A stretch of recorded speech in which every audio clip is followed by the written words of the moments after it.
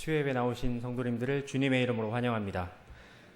특히 수요예배 참석하시는 우리 성도님들은 먹을 것, 원하는 것, 그런 것들을 위해 기도하지 않고 하나님의 뜻을 위해서, 하나님의 말씀을 듣기 위해서 이 자리에 참석하신 줄로 압니다. 하나님께서 더욱더 큰 은혜로 베풀어 주시길 원합니다. 오늘 말씀의 제목을 겸손으로 정했습니다. 겸손으로 정했는데 참 제 스스로에게 부담이 많이 되는 제목입니다. 제 올해 2013년을 시작하면서 기도 제목 중에 하나가 겸손하게 해 주옵소서가 기도 제목이었습니다. 이 말씀을 준비하다 보니까 돌아보면서 참 기도도 더 못했고 거기에 가까워지지 않은 것 같아 참 부끄럽고 말씀을 준비하면서 많이 제가 반성을 하고 회개했습니다. 오늘 말씀을 통해서 전하는 저나 우리 듣는 성도님들 모두가 겸손을 배우고 더 하나님의 은혜를 구하는 시간이 되길 원합니다. 본문을 이해하기 위해서 먼저 빌립보서 1장 앞부분 이야기를 좀 설명을 하고 본문 배경을 좀 이야기하도록 하겠습니다. 빌립보서는 바울이 옥중에서 빌립보 교회로 보낸 서신입니다. 바울이 빌립보 교회에 편지를 쓰게 된 이유는 자신을 도와준 빌립보 교회에 대한 이야기도 있을 뿐더러 그리고 자신의 기쁨과 감사에 대한 내용을 담아서 편지했습니다. 하지만 그것뿐만 아니라 더 얘기하고자 하는 바가 있었기 때문에 빌립보 교회에 자신의 이야기를 담았는데 빌립보 교회는 당시에 바람직하지 못한 다툼이 있었습니다. 뿐만 아니라 교회를 대적하는 사람들이 있었고 그로 인해 빌립보 교회는 어려움을 당하고 있었습니다. 그래서 교인들은 두렵고 고난을 많이 받아 힘들어하고 있는 상태였습니다. 빌립보 교회에 바울은 당장이라도 달려가고 싶었습니다. 하지만 자신이 옥중에 있었기 때문에 그 상황으로 인하여서 달려갈 수 없지만 이렇게 편지를 해서라도 빌립보 교회에 자신이 하고자 하는 이야기와 그들을 위해서 격려해 주어야겠다고 생각했던 것입니다. 그리고 자신을 도와주었던 빌립보 교회가 너무나 고마웠고 또 자신을 위해 기도해 준 것이 이 모든 것이 이루어지고 있다라고 빌립보 교회에 편지한 것입니다. 자신은 비록 옥중에 있었지만 기도해 주었고 이 모든 상황이 순조롭게 하나님의 뜻대로 이루어지고 있다라고 말하고 있는 것입니다. 그러기 위해서 먼저 빌립보서 1장 27절에서 30절 말씀은 한번 읽어보도록 하겠습니다. 1장 27절에서 30절 말씀 다 같이 합독해서 읽도록 하겠습니다. 오직 너희는 그리스도의 복음에 합당하게 생활하라. 이는 내가 너희에게 가보나 떠나 있으나 너희가 한 마음으로 서서 한 뜻으로 복음의 신앙을 위하여 협력하는 것과 무슨 일에든지 대적하는 자들 때문에 두려워하지 아니하는 이 일을 듣고자 함이라. 이것이 그들에게는 멸망의 증거요 너희에게는 구원의 증거니 이는 하나님께로부터 난 것이라. 그리스도를 위하여 너희에게 은혜를 주신 것은 다만 그를 믿을 뿐 아니라 또한 그를 위하여 고난도 받게 하려 하심이라. 너희에게도 그와 같은 싸움이 있으니 너희가 내 안에서 본 바요 이제도 내 안에서 듣는 바니라. 아멘. 27절에서 바울은 교회의 일치 그리고 이를 위해서 복음에 합당하게 생활하라고 얘기합니다. 이것은 바울이 평생 추구했던 것입니다. 자신 스스로가 이렇게 살고 있었고 지금도 그 과정 가운데 있는 것입니다. 그리고 교인들을 생각해서 그 교인들이 자신처럼 이렇게 살아가기를 원하는 마음에서 격려하고 충고한 것입니다. 그리고 이것은 복음을 따라 살고 예수 그리스도를 따라 살기 원하는 모든 성도들을 위한 강령입니다. 27절에 생활하라라는 단어가 나오는데요. 여기서 생활하라라는 단어는 다른 단어들과 좀 특별합니다. 이것은 시민으로 살아가다라는 의미를 담고 있습니다. 시민으로 살아가다. 빌립보는 당시 로마의 식민지였습니다. 그리고 빌립보 교인들은 빌립보 교인뿐만 아니라 빌립보에 사는 많은 사람들은 로마 시민권을 가진 사람들이었습니다. 그래서 시민으로 살아가라 라고 얘기하는 이 생활하라 라는 이 단어를 얘기하는 것은 이 사람들 모두가 어떤 권리와 어떤 의무를 가지고 살아가고 있는지 그리고 살아야 하는지를 얘기하기 위해서 바울이 이 단어를 선택한 것입니다. 즉 그 사실에 비추어서 그들의 진정한 신분과 그리고 삶의 태도가 어디에 맞추어져야 하는지 그리고 어떻게 살아가야 되는지를 정확하게 짚어주는 것입니다. 즉 그들이 로마 시민으로 그리고 로마 시민이었기 때문에 자신들에 대한 아주 강한 자부심이 있었습니다. 그런 것을 가지고 살아가되 다만 자신들이 빌립보에 살고 있지만 로마 나라 그리고 로마 황제를 위해 사는 것이 아니라 너희는 그리스도인이다. 그러므로 그리스도인으로서 예수 그리스도를 마음에 품은 사람으로서 그의 나라에 속한 사람들로서 그에 마땅한 그리스도 나라의 시민으로서 살아가라라고 바울은 얘기하는 것입니다. 즉 그들의 왕은 로마 황제가 아니라 그리스도시고 자신의 시민권은 하늘나라의 시민권인 것임을 기억하고 살라라고 바울은 얘기하는 것입니다. 즉 그들이 따라야 될 규범은 로마의 법이나 그런 것이 아니라 복음이다라고 얘기하는 것입니다. 이 충고로 바울이 명령하는 구체적인 행동은 빌립보 교인들이 한 마음으로 그리고 한 뜻으로 일치하여서 복음을 믿는 일에 함께하라라고 얘기합니다. 그리고 대적하는 자들에 대한 두려움을 내어 쫓으라라고 얘기합니다.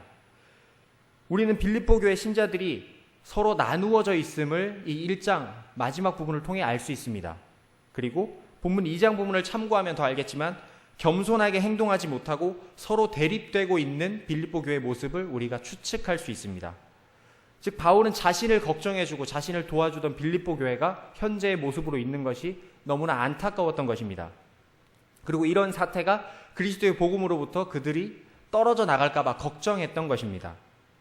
그리고 이에 대해서 얘기하면서 하나 되는 것뿐만 아니라 당신들은 그리스도를 때문에 고난을 받을 것이다. 하지만 그 고난은 하나님의 은혜이며 선물이다라고 얘기합니다. 복음에 합당하게 생활하고 생활할수록 더욱더 고난은 따를 것이며 우리가 그리스도를 위해 살면 은혜를 주실 것이다. 하지만 이 은혜를 주시는 것은 앞으로 장차 고난 받을 것이 있음을 얘기하는 것이다라고 바울은 얘기합니다. 편안하고 복을 받기 위한 목적으로 예수님을 찾는 것은 신앙이 아닙니다. 그건 기복신앙이다라고 얘기를 하죠. 유일한 구원의 길이기 때문에 그리스도만이 유일한 구원이기 때문에 우리가 예수 그리스도를 믿고 그리스도의 십자가를 따라서 우리의 십자가를 지고 따르는 것입니다. 그리스도를 위한 고난은 하나님의 선물, 그 자체가 은혜입니다. 그렇다면 우리의 삶은 완전히 달라질 것입니다. 고난이 은혜다라고 생각하는 성도들은 고난을 피하려고 애쓰지 않을 것입니다. 그리고 하나님의 선물인 고난을 받을 때 애를 써서 이겨내려고 할 것입니다. 그를 통해 우리는 성장하기 때문입니다. 그리스도를 위한 고난을 당하며 싸우는 이 선한 싸움은 바울의 싸움이었습니다. 그래서 바울이 이렇게 자신 있게 얘기하면서 싸우라고 하는 것입니다. 그리고 이것은 빌립보 사람들의 싸움이 될 것입니다. 그래서 바울은 이것을 걱정하고 이겨내라고 격려하는 것입니다. 그리고 뿐만 아니라 이 싸움, 이 영적인 싸움은 우리에게도 오늘날 주어지고 앞으로 싸워 나아가야 될 싸움입니다. 우리는 그리스도를 믿을 뿐만 아니라 그분을 위해서 고난을 받도록 부르심을 받았습니다. 우리의 부르심에는 고난이 따르게 되어 있습니다. 그리스도의 복음에 합당한 방식으로 행동하라. 이 27절에 나오는 바울의 충고는 분명히 높은 기준의 충고입니다. 그리스도의 복음에 합당한 방식으로 살아라. 이 한마디는 정말 어려운 말입니다. 말로 하긴 어렵지만 그리스도의 복음에 합당한 삶을 위해 살아라. 이 말의 뜻이 얼마나 깊은지는 우리가 너무나 잘 알고 있습니다. 하지만 우리가 기억해야 되는 것은 그리스도가 기준이 되는 것, 그리고 그에 따라 살아가는 것, 그것이 유익이 되는 것, 복음에 합당하게 살아야 된다는 것, 우리가 복음을 따라서 살아야 한다라고 얘기하는 것이 아닙니다. 이 말뜻을 잘 기억해 보면 그리스도에 합당하게, 그리스도의 복음에 합당한 삶을 살아라. 복음이 무엇입니까? 복음은 그리스도께서 죄인들을 위해 죽으셨고 다시 살아나셨다는 기쁜 소식입니다. 그런데 당신의 아들의 죽음과 부활, 그리고 당신이 보내신 성령의 능력에 의해 우리는 죽음에서 영생으로 옮겨졌다는 것, 이것이 복음입니다. 우리는 약속된 유산의 보증으로서 성령을 받았습니다. 그리고 언젠가 새하늘과 새 땅에 우리는 측량할 수 없는 영광을 받고 들어가게 될 것입니다. 그러므로 바울은 여기서 뭔가를 확보하기 위해서, 뭔가를 얻기 위해서 그리스도의 복음에 합당한 삶을 살라라고 얘기하는 것이 아닙니다. 우리에게 복음은 이미 주어졌습니다. 즉 우리가 복음을 받았음을 기억하라라고 얘기하는 것입니다. 우리가 복음을 받기 위해서 더욱더 달려갈 것이 없습니다. 우리는 이미 그리스도를 믿음으로 구원을 받았습니다. 즉 너희가 구원 받았음을 기억하라라고 바울은 얘기하는 것입니다. 우리는 그것을 기억하며 그리스도에 합당한 삶을 살기 위해 노력하라라고 바울이 얘기하는 것입니다. 그리고 우리가 이미 무엇을 하기 위해서 달려갈 필요 없는 것, 즉 감사함으로 이 복음을 기억하라. 이것이 우리의 삶을 보여주라는 바울의 얘기인 것입니다. 우리를 구원한 복음, 그리고 우리가 받은 복음에 합당하게 살기 위해 우리는 부지런하게만 살면 됩니다. 바울이 원하는 복음에 합당한 행위는 앞에서 얘기한 것처럼 한 마음으로 서서, 그리고 한 뜻으로 복음의 신앙을 위하여 협력하는 것, 그리고 무슨 일에든지 대적하는 자들에 대해 두려워하지 말아야 할 것입니다. 여기 본 것처럼 1장 마지막 부분을 참고해 보면 바울은 교회의 하나됨, 그리고 고난도 하나님의 은혜임을 기억하라라고 얘기합니다. 그리고 오늘 본문 2장의 전반부는 그 중에서도 특히 교회의 하나됨에 관련해서 이어서 이야기합니다. 바울은 기독교 공동체를 위해서나 그리고 복음을 수호하기 위해서 효과적인 노력을 위해서 연합하라, 하나가 되라라고 얘기합니다. 이것은 복음을 수호하기 위한 노력입니다. 그리고 이것을 계속해서 빌립보서에 보면 강조하는 모습을 발견할 수 있는데요. 겸손이나 헌신과 같은 개념들이 나타나는데 이것은 화합을 얘기하는 것이지만 더 나아가서 영적인 화합을 얘기하는 것입니다. 그냥 우리 사람들이 모였기 때문에 화합했다라고 얘기하는 것이 아니라 영적인 화합을 위해서 우리는 영적으로 겸손해져야 된다라고 얘기합니다. 그리고 영적인 겸손이 이루어질 때 우리가 진정 영적으로 하나 되고, 헌신은 다른 사람들의 욕구를 충족시키기 위한 것이 아니라 우리의 욕구를 죽이는 것, 우리의 욕구를 버리는 것, 그것이 겸손이다라고 바울은 얘기합니다. 우리가 기억해야 될 것은 첫 번째로 같은 사랑을 가지고 뜻을 합하여 그리고 한 마음을 품어야 된다라고 1절 말씀에 얘기합니다. 바울은 우리 안에 그리스도 안에서의 권면이 있고, 그리고 사랑의 위로, 그리고 성령의 교제, 그리고 긍휼이나 자비가 있다면 우리는 하나가 되어야 된다라고 얘기합니다. 그리스도의 권면은 쉽게 설명하면 포도나무 비유에서처럼 우리는 포도나무에 가지가 달려서 영양분을 받듯이 우리가 그리스도에게 붙어 있습니다. 그렇기 때문에 우리는 그리스도로부터 위로를 받습니다. 그리고 우리는 또 다른 이들에게 그렇게 위로할 수 있습니다. 왜냐하면 그리스도께서 우리를 위로하셨기 때문에, 그리스도께서 우리를 권면하셨기 때문에 우리가 또 다른 이들을 위로하고 권면할 수 있는 것입니다. 그러므로 그리스도를 권면하는 자들이 하나 되어야 된다라고 얘기하는 것입니다. 그리고 여기서 또 사랑으로 위로하라라고 얘기합니다. 서로 사랑하지 않으면 하나 될 수 없습니다. 그리고 성령으로 교제하는 것, 성령께서 우리를 하나 되게 하시기 때문에 성령으로 교제하라라고 얘기합니다. 그리고 긍휼이나 자비가 있다면, 우리가 긍휼과 자비를 받았습니다. 그렇기 때문에 우리 또한 똑같이 긍휼과 자비를 베풀어야만 합니다. 이 모든 것을 갖추었다면 우리는 하나 된다라고 얘기합니다. 즉 그리스도인은 연합되어야 된다, 하나가 되어야 된다라고 바울이 얘기하는 것입니다. 이런 마음을 품었다면 우리는 꼭 하나가 되어야만 합니다. 그런데 여기서 얘기하는 하나됨은 그냥 우리가 모이는 것, 한자리에 모이는 것이 하나 되는 것이다 라고 얘기하는 것이 아닙니다. 하나됨은 생각에 하나 되는 것뿐만 아니라 모든 것이 하나 된 것을 얘기하는 것입니다. 동일한 생각을 하고 모여서 연합의 태도를 가지고 똑같은 정신을 가지고 살라라고 얘기합니다. 그렇다면 똑같은 생각과 똑같은 생각을 가져야 되는 것, 똑같은 마음을 품어야 되는 것, 그 똑같은 것이 무엇이겠습니까? 바로 그리스도의 음성을 듣고 행하고 그리스도로 말미암아 하나 되는 것입니다. 즉 그리스도로 인하여 우리가 하나 되어야 된다라고 얘기하는 것입니다. 이런 단합의 태도를 바울은 같은 사랑을 가지고 뜻을 합하여 한 마음을 품어서라고 얘기합니다. 같은 사랑, 교회를 위해 그리스도께서 죽으신 사랑, 그 희생적인 사랑을 우리가 해야 한다라고 얘기합니다. 또한 뜻을 합하는 것, 교회 안에서 화목하게 하나가 되어야 된다라고 얘기합니다. 그냥 밖에서 하나 되는 것이 아니라 그리스도의 공동체된 우리 교회가 하나가 되어야 된다라고 얘기합니다. 교회는 많은 사람이 모입니다. 모든 사람이 똑같을 수 없습니다. 교회뿐만 아니라 어떤 곳을 가도 하나가 되는 곳은 없습니다. 모두가 다릅니다. 다른 사람들이 모이기 때문에 하나가 되는 것 결코 쉽지 않습니다. 하지만 교회는 무엇 때문에 모였습니까? 우리가 그리스도를 믿기 때문에 모였습니다. 그렇기 때문에 그리스도로 인하여 하나 되어야 된다라고 얘기합니다. 그리고 같은 사랑으로 뜻을 합하였다면 우리는 한 마음을 품어 마음을 같이 해야 된다라고 얘기합니다. 빌립보 교회가 하나가 되라고 하는 것, 즉 빌립보 교회가 하나 되지 못했기 때문에 바울이 이 말을 하는 것입니다. 그런데 이것은 빌립보 교회만의 문제가 아닙니다. 오늘날 우리의 많은 세상과 교회들이 그렇습니다. 포스트 모더니즘 시대라고 해서 내가 답이고 모든 사람의 생각 다 그럴 수 있다. 개성을 추구하는 시기입니다. 그렇기 때문에 누구나 모두가 독특하고 유일한 것이 될 수 있다. 그렇기 때문에 서로 하나가 되지 못하는 것이 오늘날의 사회이며 교회입니다.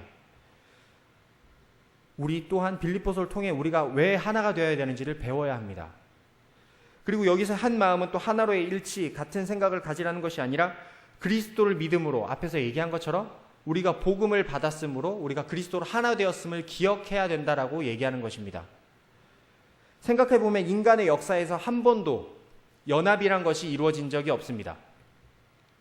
둘이 하나가 되는 작은 공동체 역시 하나 된 적이 없습니다. 물론 필요나 목적을 위해서 가끔 여러 사람들이 하나가 될 때가 있었습니다. 성경에서도 바벨탑이 나타납니다. 잠깐 연합하고 화합했지만 그들은 진정한 하나됨이 아니었습니다. 똑같은 목적을 가졌다 뿐이지 그들은 각계 다른 인물들이었습니다. 그리고 지금도 그렇습니다. 많은 세계 역사를 보면 어떤 것도 하나가 된 적이 없었습니다. 잠깐 연합되고 동맹관계로 살아가긴 했었지만 결국 서로를 배신하고 서로를 버리고 서로를 헐뜯었습니다. 그리고 서로를 죽이기까지 했었습니다. 즉 하나가 되는 것은 불가능하다라고 봅니다. 불가능합니다. 모두가 하나 되자 하지만 이것은 결코 이루어질 수 없는 것입니다. 하지만 유일하게 하나가 될 수 있는 것이 있습니다. 바로 그리스도의 보혈로 하나 된 우리는 하나가 될 수 있습니다. 우리에겐 여러 가지 목적이 있는 것이 아닙니다. 각자의 생각이 있기 때문에 각자의 목표를 가지고 하나를 바라보는 것이 아닙니다. 똑같은 한 분으로 인해 하나 되었고 똑같은 하나의 목적을 가지고 우리는 모였습니다. 즉 그렇기 때문에 그리스도의 몸된 지체들, 우리 성도들은 하나가 될 수 있습니다. 그 하나 된 곳이 어디입니까? 바로 교회입니다. 우리는 하나 되었음을 꼭 기억해야 됩니다. 두 번째로 뜻을 가지고 마음을 품기 위해서 우리는 이것을 위해서 하나 되기 위해서 겸손해져야 된다라고 얘기합니다. 우리가 하나 되는 것, 말은 하나 된다라고 하지만 하나 되는 방법을 모릅니다. 하지만 하나 되는 것, 우리 스스로가 겸손해지는 것입니다. 앞서 본 것처럼 빌립보 교회의 문제는 다른 고린도 교회의 문제와는 좀 차이가 있습니다.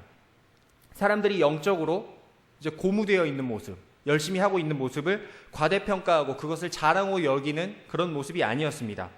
단지 사람들 또는 사람들의 집단들이 그것을 자신에게만 맞추어서 이기적인 관심으로 두고 있었습니다. 모두 열심히 하는 것은 있었지만 개인주의가 강했습니다. 그리고 당파심으로 서로 갈라져 있었습니다.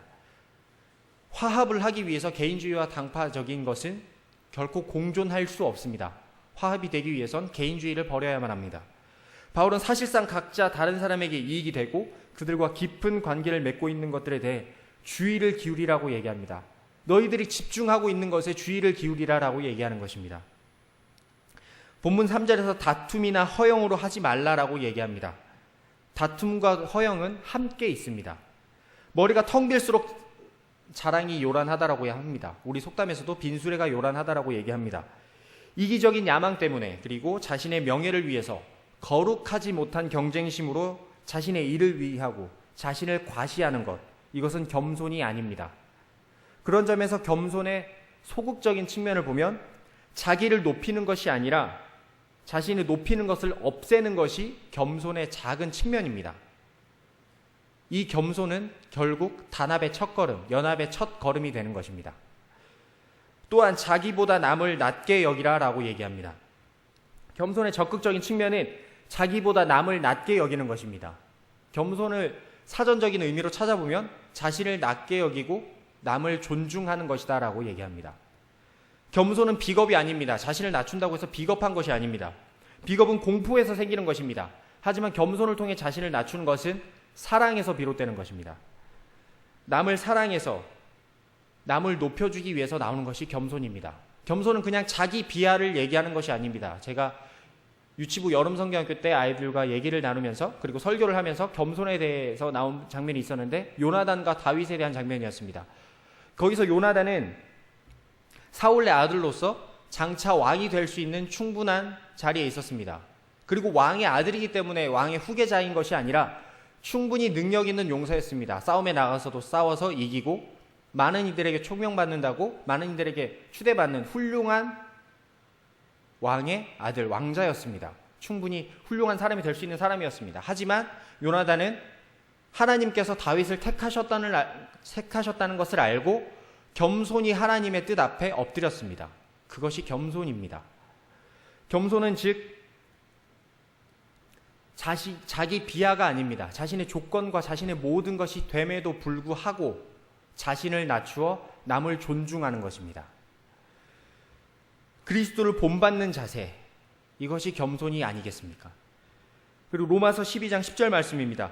형제를 사랑하여 서로 우애하고 존경하기를 서로 먼저 하며, 자기보다 남을 낮게 여긴다는 것, 서로 존경하기를 힘쓰라는 말과 똑같은 것입니다. 그리고 4절에서 자기 일뿐만 아니라 다른 사람의 일을 돌보라라고 얘기합니다. 신자는 남을 자신처럼 사랑해야 됩니다. 우리가 흔히 원수를 사랑하라고 얘기하는데 나처럼 사랑하라고, 나를 사랑하는 것처럼 사랑하라고 얘기합니다.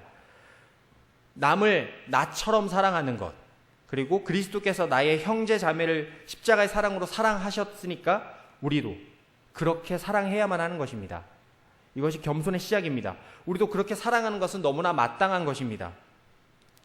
그렇게 사랑하고 겸손히 우리를 낮출 때 우리는 비로소 하나 될 수 있는 것입니다. 겸손은 곧 하나 되는 것의 시작인 것입니다.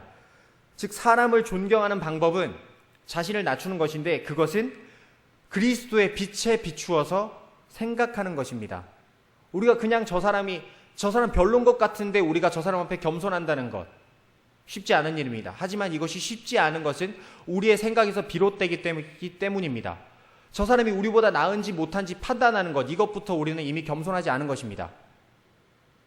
우리와 다른 사람, 물론 그 사람의 상황이 어떤지는 모르겠습니다. 우리가 봐도 객관적으로, 우리가 생각했을 때 객관적으로 그 사람은 정말 상황이 아닌 것 같고 나보다 아닌 것 같다 라고 얘기할 수 있겠지만, 하나님께서 보실 때 똑같은 영혼입니다.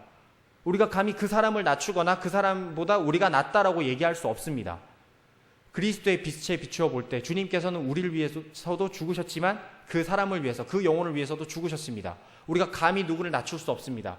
그러므로 우리는 그리스도의 빛에 비추어 그 사람보다 우리를 낮게 여기고 그 사람을 존중할 줄 알아야 합니다. 이것이 참된 겸손입니다. 이처럼 우리는 교회의 하나됨을 위해서 겸손해야만 합니다. 그리고 이 겸손은 외적인 행동으로 나타나는 것을 넘어서 앞서 얘기한 것처럼 영적인 겸손에 힘써야 합니다. 영적인 겸손. 빌립보서 2장 5절에서 바울은 말합니다. 너희 안에 이 마음을 품으라. 이 겸손의 마음을 품으라 라고 얘기합니다. 겸손의 마음을 품으라고 빌립보 교인들에게 얘기하는데, 어떻게 겸손한 것이 정말 겸손한 것인가? 바울은 얘기합니다. 본보기가 되신 분이 있으니 이와 같이 이 마음을 품으라 라고 얘기합니다. 그분이 누구십니까? 바로 성자 예수님입니다. 빌립보서 2장 6절에서 11절 말씀 같이 합독해서 읽도록 하겠습니다. 그는 근본 하나님의 본체시나 하나님과 동등됨을 취할 것으로 여기지 아니하시고 오히려 자기를 비워 종의 형체를 가지사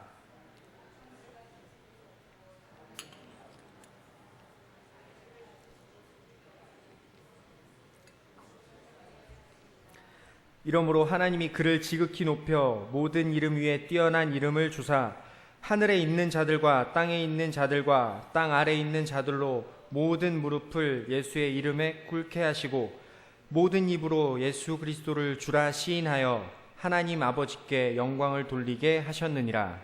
아멘. 예수님은 겸손하실 필요가 없는 분이셨습니다. 겸손과 관계가 없는 분이셨습니다. 자기를 비워 겸손하셨습니다. 죽기까지 순종하셨습니다. 그 결과 하나님이 예수님을 지극히 높이셨습니다. 이보다 더 좋은 예가 어디 있겠습니까? 겸손의 진정한 본보기, 다시는 나올 수 없는 진정한 겸손의 모습입니다.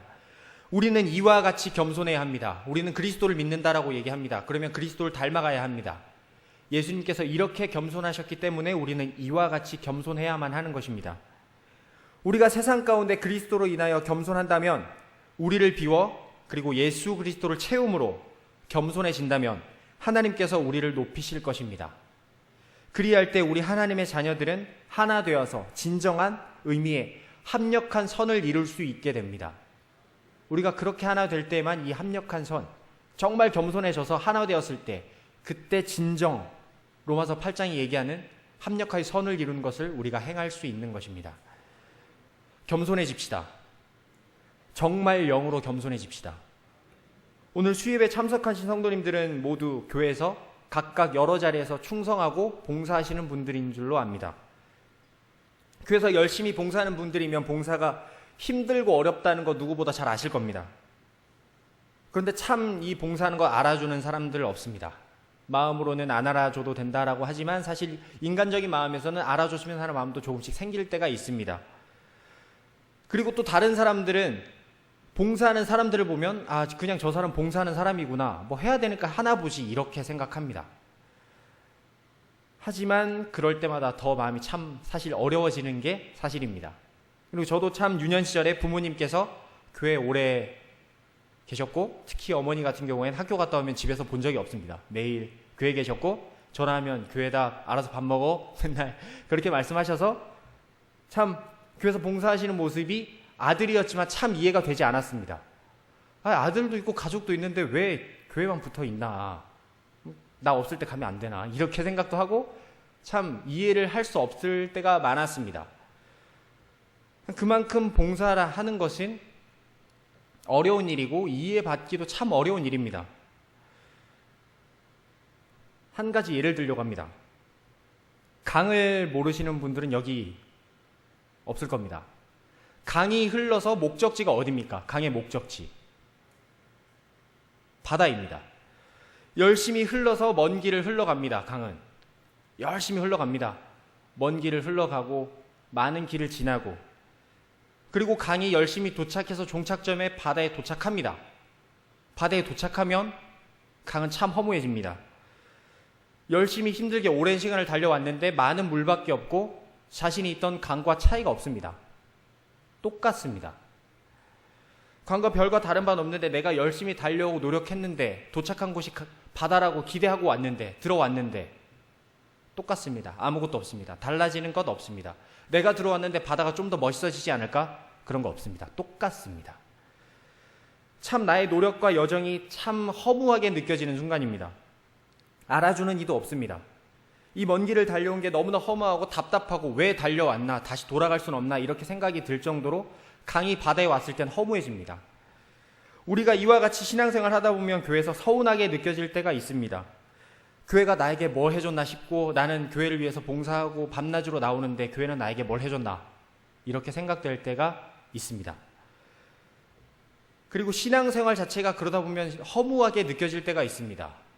하늘에 상급이 있다라고 얘기하지만 일단 눈앞에 보이는 게 없는데, 참 난 열심히 했는데, 하늘나라에서 상급 받는다는 얘기 누구나 할 수 있는데, 이런 마음이 생길 것입니다. 하지만 그것은 바다의 파도를 본 것밖에 지나지 않습니다. 바다에는 파도만 있습니까? 바다에는 파도만 있는 것이 아닙니다. 바다는 아까 말한 열심히 달려온 강과 강이 모이고 모여서 만들어진 것이 바다입니다. 나의 노력과 시간이 아무것도 아닌 것 같습니다. 그리고 그 노력과 시간이 헛된 것처럼 느껴집니다. 합쳐지기 전에는 차라리 노력과 시간이 느껴졌지만 바다에 들어가는 순간 그 노력과 시간이 허무하게 느껴집니다. 하지만 이 모든 것을 이룬 것이 나하고 그 모든 사람들이 모여서 이룬 것이 바다, 이 모든 강들이 모인 것이 바다라면, 영의 눈으로 봤을 때 우리의 노력과 시간은 결코 헛된 것이 아닙니다.